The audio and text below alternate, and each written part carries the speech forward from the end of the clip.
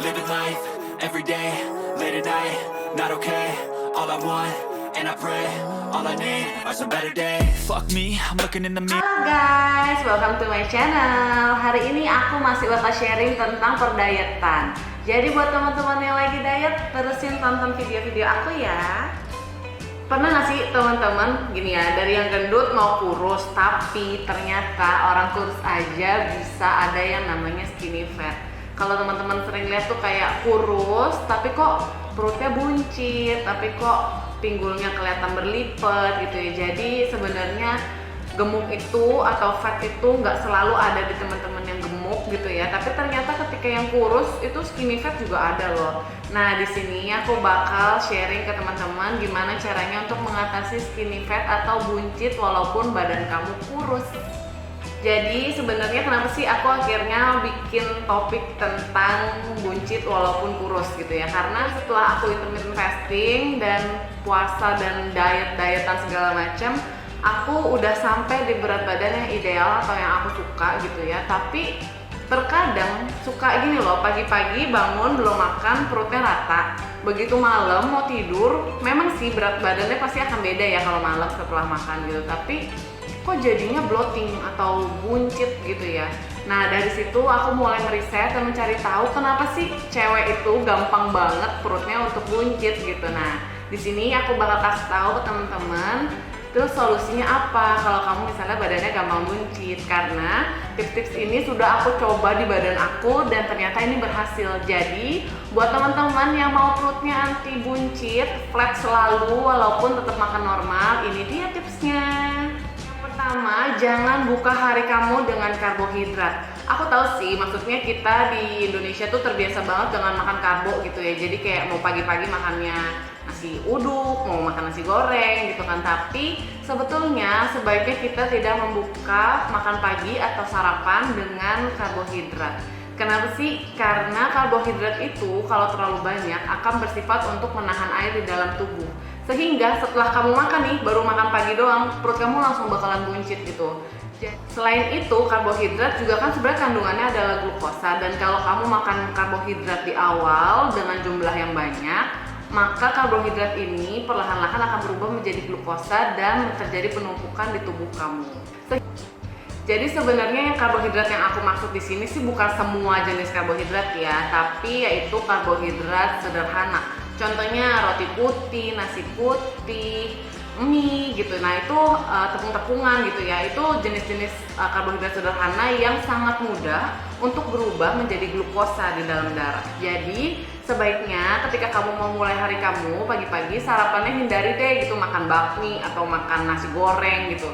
Walaupun nggak boleh karbohidrat, tapi kalau misalnya nih teman-teman tuh tipe yang sarapannya tuh harus heavy gitu ya, harus ada karbonya gitu, ubah deh karbohidratnya dari yang sederhana jadi karbohidrat kompleks. Contohnya oatmeal, gandum-ganduman, terus juga bisa nasi merah, nasi shirataki atau nasi brown rice gitu ya. Nah di situ seratnya kan lebih tinggi, jadi secara nggak langsung glukosanya akan lebih lambat untuk berubah. Jadi ini lebih baik digunakan untuk sarapan pagi dibanding karbohidrat sederhana. Yang kedua, batasi konsumsi susu dan produk turunannya. Jadi ini bener sih, jadi karena aku dulu tuh sarapan tuh paling senang makan roti sama minum susu gitu ya. Tapi ternyata itu salah satu yang menyebabkan perut jadi cepat buncit. Karena di dalam susu dan produk turunannya terdapat laktosa yang juga sejenis gula gitu ya. Jadi sama juga ini adalah kandungan gula yang kalau masuk ke dalam darah secara cepat dia akan terjadi penumpukan sehingga bikin perut kita jadi cepat buncit. Jadi ini bukan alergi susu ya teman-teman, tapi ini adalah efek perubahan dari susu ke laktosanya gitu. Jadi ini adalah secara natural terjadi, bukan karena alergi. Jadi ini bisa terjadi di siapa aja. Ketiga, batasi konsumsi alkohol. Ya ini sebenarnya nggak semua orang lah ya minum alkohol, tapi jujur aku salah satu yang masih kadang-kadang minum alkohol gitu ya. Dan aku sadar sekali bahwa minum alkohol itu bener-bener bikin perut jadi buncit gitu. Kenapa sih alkohol tuh bikin buncit? Ya kan? Karena alkohol itu menghambat penyerapan protein dan malah menahan lemak menjadi lebih lama berada di badan kamu. Coba bayangin dong, kalau kita lagi diet diet, terus gak sengaja kita minum alkohol, terus kita nggak tahu gitu ya ini efeknya, lemak di tubuh kamu tuh nggak akan terbakar dengan optimal gitu, jadi malahan dia akan terjadi penimbunan.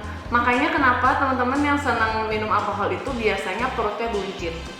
Jadi bukannya nggak boleh ya, jujur aku juga kadang-kadang masih ada sih minum alkohol kalau lagi sama teman-teman, tapi sadari dan mengerti bahwa secukupnya aja, sedikit aja gitu, jangan sampai mabok dan jangan sampai perut kamu malah jadi buncit.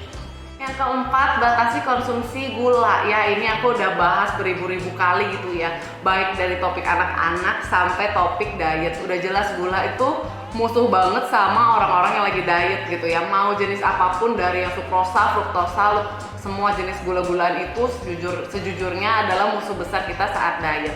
Kenapa? Balik lagi aku kasih tahu ya, gula itu akan memacu insulin dan insulin itu akan menghambat metabolisme kita. Jadi kalau kita lagi diet, kita kan pengen nih fatnya tuh cepet terbakarnya gitu ya. Berarti kan metabolisme tubuh kita tuh harus bagus. Kalau dia dirusak oleh si gula, maka secara nggak langsung nanti pembakarannya juga akan terhambat dan kamu jadinya malah nggak kurus-kurus. Mulailah hari kamu dengan protein. Ini bukannya memaksa ya teman-teman, tapi jujur karena aku pernah coba gitu ya, 1 minggu aku pagi-pagi bangun aku cuman makan telur rebus 2. Itu sebagai breakfast aku, sarapan aku, dan aku ketemu lagi nanti di makan siang gitu ya.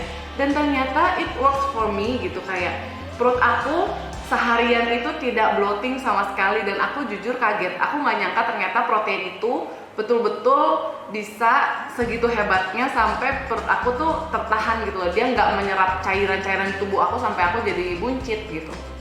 Selain itu, makan protein di pagi hari itu juga bikin kita kenyang lebih lama. Ini bener banget sih. Protein ini yang simple aja, tapi kalau bisa sih protein hewani ya. Jadi makanya aku sih selalu rekomen kalau pagi nggak mau repot, udah pasti pakai telur aja, karena telur tuh udah murah, proteinnya murni, dan juga efeknya bagus gitu di badan kita. Boleh putihnya, boleh kuningnya, yang penting gak ada karbohidratnya, karena kan di dalam telur itu gak ada karbohidratnya.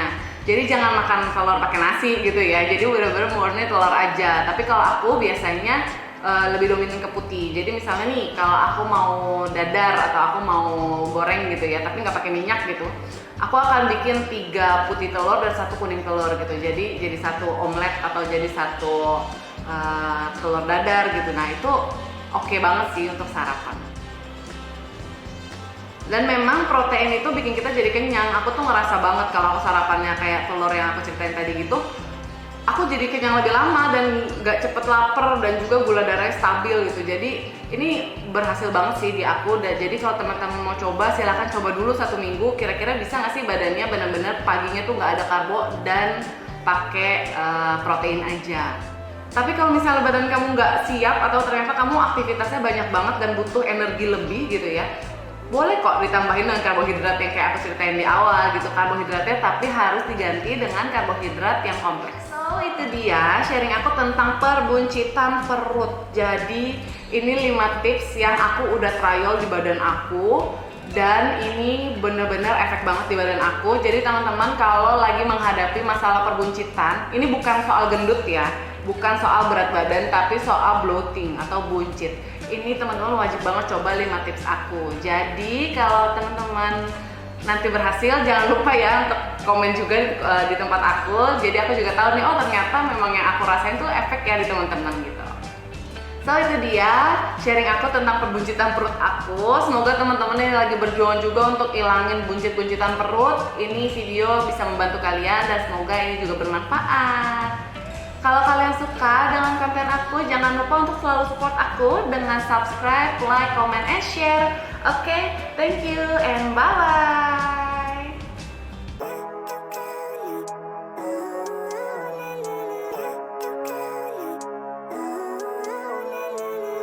Living life, everyday, late at night, not okay.